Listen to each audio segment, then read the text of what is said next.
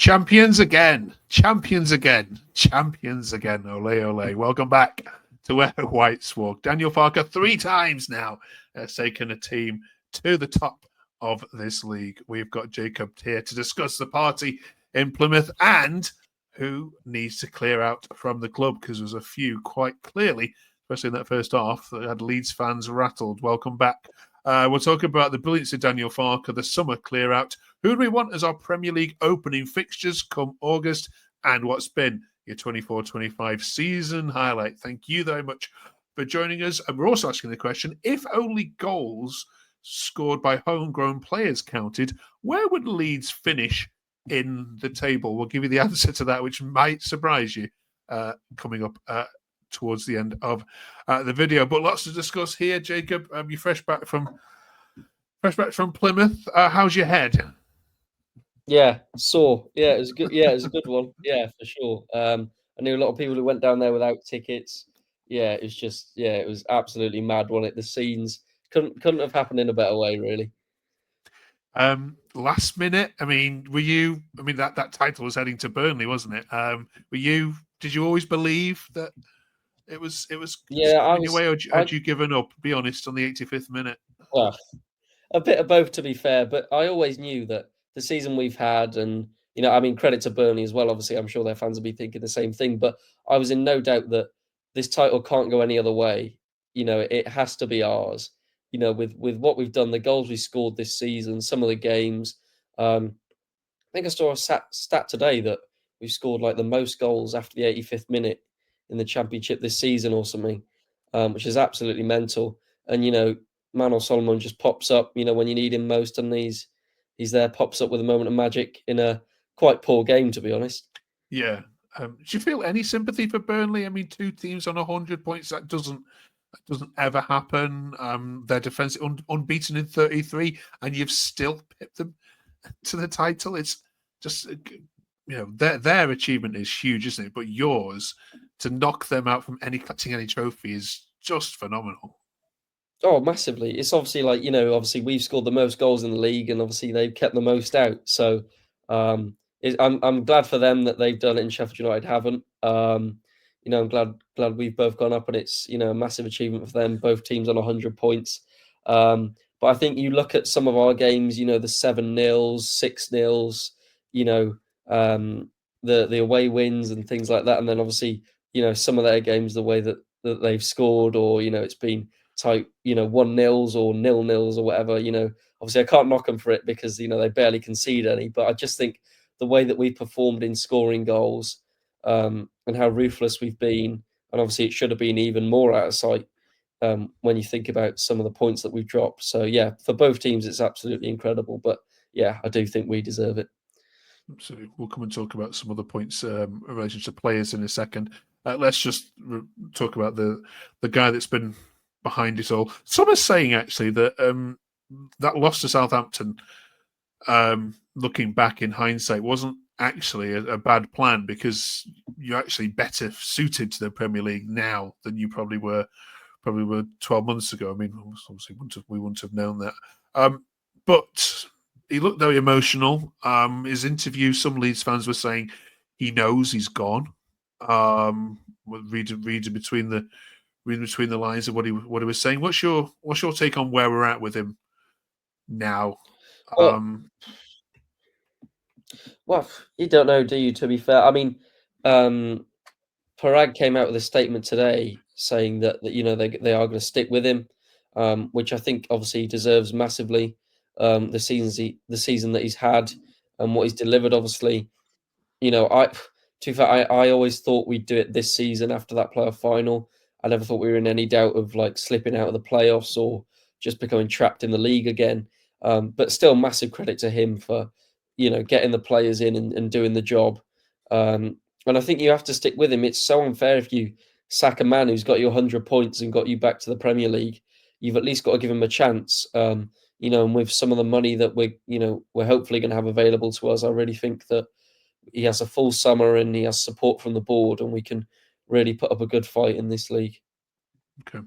The summer clear out needs to happen, of course, and he'll be leading that. Who do you think we've seen for the last time in a Leeds United shirt? I mean, there's probably a few obvious ones like Guiavogi. I think Byron probably be gone. Don't really know what's going to happen with Meslier, but I really think we have to get rid, unfortunately. I think Bamford will be gone. I don't really know. I was thinking about Brendan Aronson Aaron? earlier. I was going to ask about Aronson, Yeah, because yeah, he was coming in for a lot of criticism at half time. exactly. I was thinking about that and the price tag, obviously, that we paid for him initially.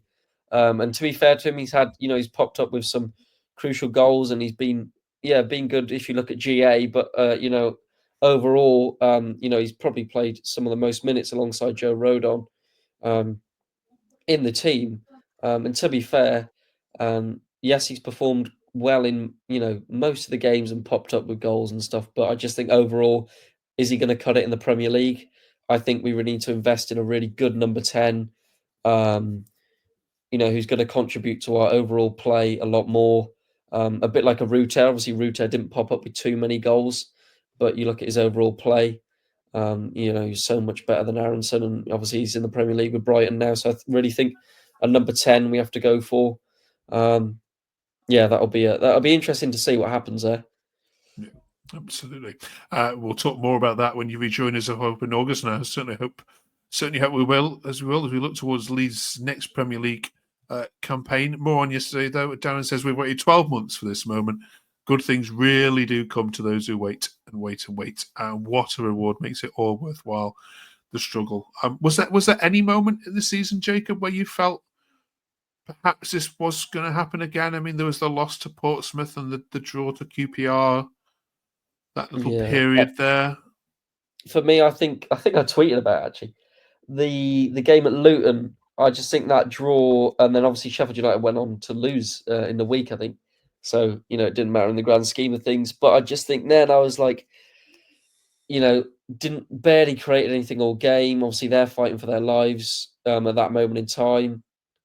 Things weren't going our way. I thought it was going to be another 1-0 loss, or we'd lose it in the last minute and things like that. And you just think, a point away at a side battling relegation, if you want to get promoted, it's not good enough. Unfortunately for us, Sheffield United did slip up, which, allowed us to, get back up there. And obviously, I know we won 6 games on the trot. Was it after Luton? I can't remember if it was, to be fair, but 6 games on the trot to then go win the league with 100 points is quite some turnaround from that. But yeah, there were definitely a few moments where I thought, oh God, trip to Wembley again. Okay.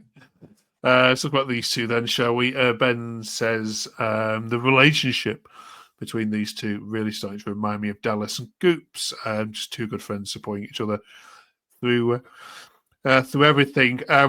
And I think when we've had Ampadu injured, I think we've really seen the frailties, haven't we? When that partnership is broken up.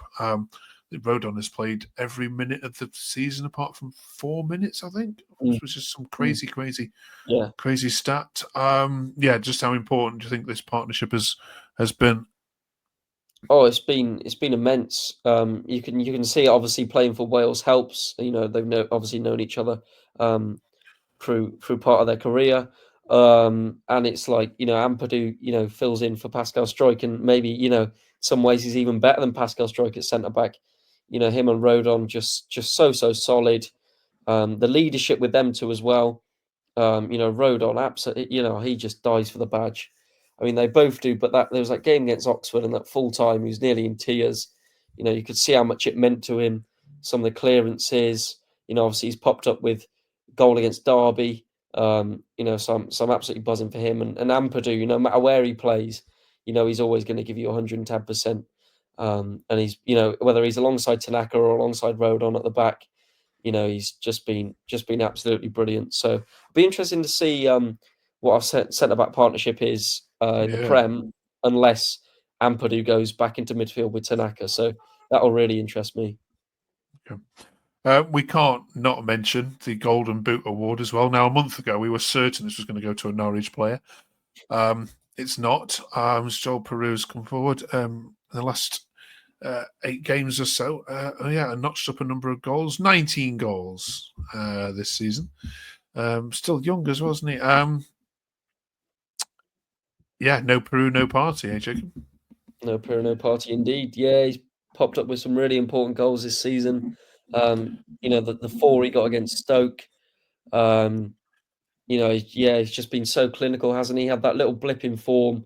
But every good player has that, and he's managed to turn it around, and obviously buzzing for him to win that golden boot. I'll always remember that strike against Sheffield United away, to seal cherry on top.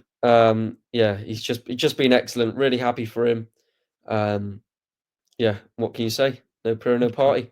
I do think he will, unfortunately, be the backup in the Premier League. Maybe for the first few games, obviously might start, but I think Farke will look at getting a Premier League quality striker in. Yeah, he's going to have to, isn't he? Brilliant. Right, let's talk about the Premier League then. Mid-June, we think the fixtures will be announced then. Come on then.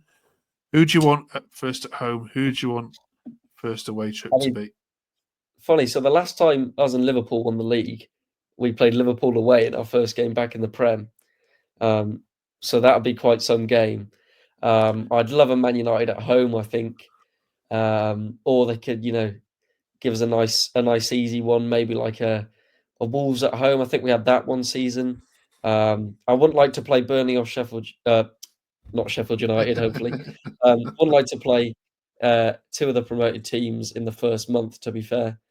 But yeah, I'd love a Man United at home. I think that kicking that off back in the Premier League at Ellen Road be absolutely rocking.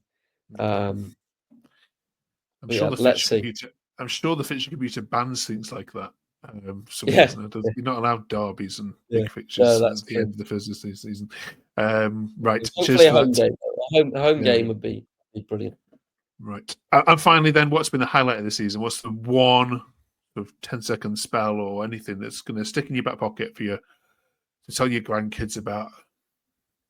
Well, I think it's got to be a tie-up between yesterday's Manor Solomon winner, or for me the game at Bramall Lane, when a little thought in my mind, I knew that we'd do it from there on.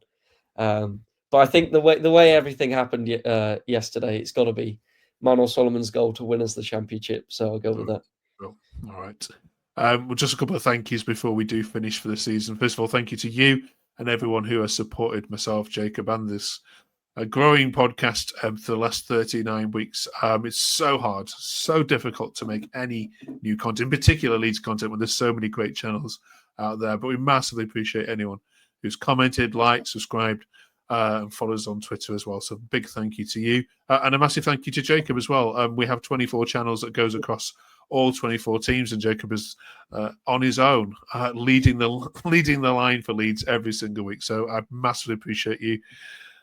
Mate, coming on and doing this. You've earned yourself a good three months off, and we do it all again in August. So see you then. Have a good summer, and congratulations to everyone connected to Leeds United. Have a great summer, everyone.